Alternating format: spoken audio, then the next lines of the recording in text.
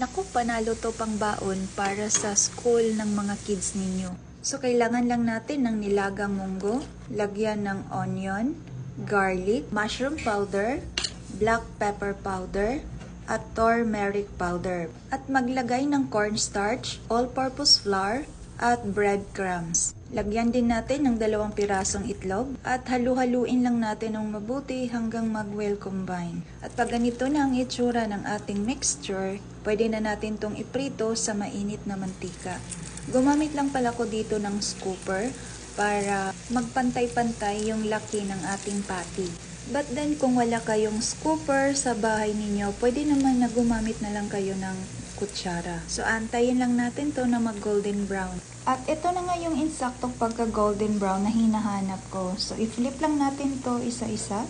At hihintayin lang natin ito na maluto yung kabilang side. So ito na nga ay luto na at pwede na natin tong hanguin. Sobrang bango nang dahil sa garlic and onion. Napakabango. At ito na nga yung final look ng ating finished product. Naku, sobrang magugustuhan talaga to ng mga kids ninyo.